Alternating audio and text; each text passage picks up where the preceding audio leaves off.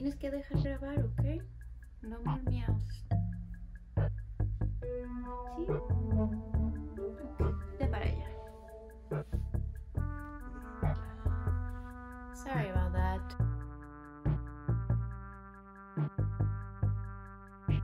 Hi, welcome back to Isabel's Digest. My name is Isabel, and today we're talking about a disturbing but captivating story. All's Well by Mona Awad, published on August 3rd, 2021. As a disclaimer, I want to thank Ned Galley and Simon & Schuster for sending me an advanced reader's copy in exchange for an honest review that you can check on Goodreads, and also this video is going to be an honest review, of course. If you have not heard of this novel, allow me to give you the plot. All's Well is a story about pain. Miranda Fitch, our protagonist, is a fallen actress.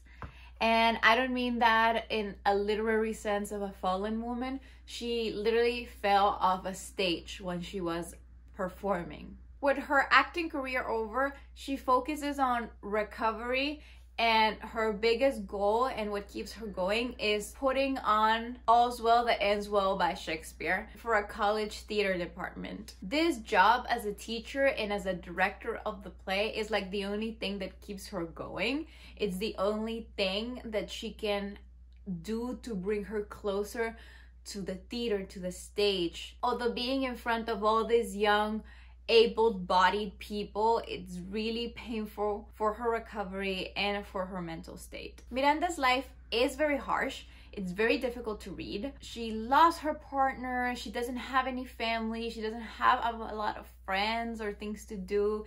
And she is always suffering for her lost dreams, for her lost mobility. Her pain seems to be always present and unmovable. She goes to several specialists, doctors, gurus, masseuses. Everyone believes that her pain is mental though. It's difficult to locate, it moves, and it's impossible to contain. They all believe that her pain is mental, and this only adds to her desperation, to her depression, and of course, because no one is really listening to her anymore. They believe that she's faking it, and now she's almost invincible as someone that is broken beyond repair. One day, Miranda walks in on three mysterious men who seem to be able to help her in exchange for her to put on a good show. I know, mysterious, right? Would this pain, or the absence of it, will show her a fundamental part of who she is and how life is for people who are fearless? With that premise, I hope I spark your interest, but do not worry. If not, let me tell you the things that made me really like, enjoy, and recommend this book. I am a sucker for dark stories, female characters, complex exploration of themes, and this one really has all of that. The exploration of pain, mental, physical, emotional. Pain is real, pain is information, and it could even be a gift. It all knits in the skeleton of All's Well, and even though the protagonist doesn't seem to see all of these forms of pain, as the reader you get to experience it and like absorbs you in. It's impossible to not continue reading. This is very interesting because this allows you to not care about the plot, the characters, or any of these other formal things that we look for in a novel and that makes us want to keep reading. It like, you could not care about the protagonist, you could not care about the plot and still not be able to put it down, what I think that speaks very highly of the author.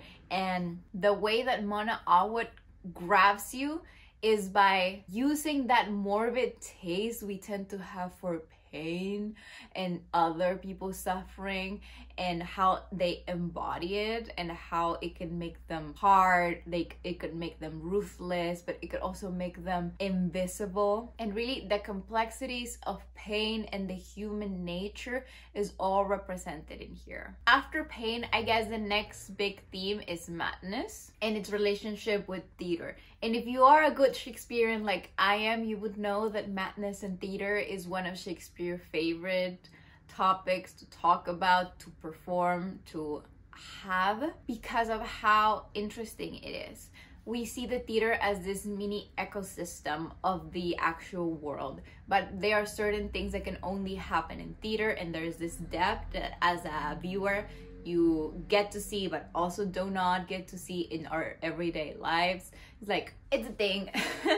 Maybe I can make another video about theater and romantics and everything, but as a homage, because this novel, it is after Shakespeare, it is heavily influenced in the play that they are going to be putting out, and the character Miranda is named after Miranda from The Tempest, I suppose. I mean, that's my theory. We see a lot of Shakespearean action and resolve of conflict and monologues in a totally new, organic, original form. It's just a homage, but it's so much more that if you don't like Shakespeare, you still could get to be interested in this because of how Mona Awad really makes it her own, and really All's Well entangles these different types of madness, reality, what's not real, and pain to present all the complexities and the ambiguousness of pain and madness. Mental illness is depicted almost as this enlightening way that unclouds your judgment, and then you get to see things that sane people do not get to see.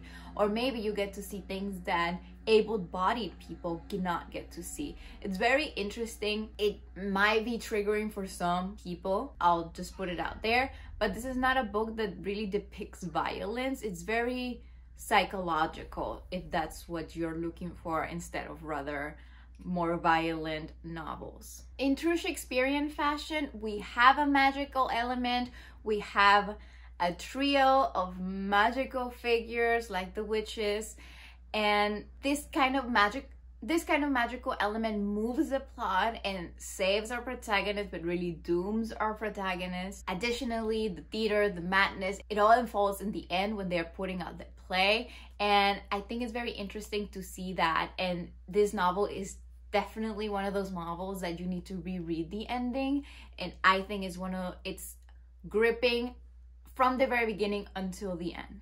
Of course, I recommend this novel. I wouldn't be making a video about it if I didn't. And as you can see, it is a different type of read, but if you are in the mood getting started in the spooky season, or I don't know, something a little bit twisted, I think this will be a great pick. It's also new, so maybe more reviews are be coming up in the next few months. You can have it in your TBR.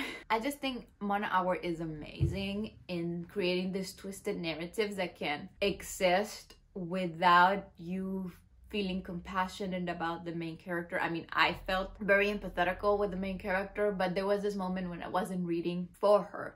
I was just reading because I wanted to get to know what was going to happen and how she was going to end. I haven't read Bunny, actually, and I know that this is a very popular book within the dark academia realm, and I do think this novel All's Well is dark academia.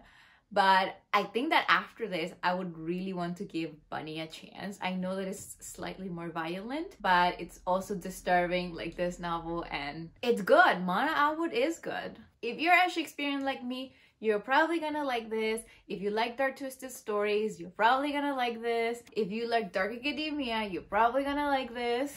So please make yourself a favor and add All's Well to your TBR, or pick it next time that you go book shopping.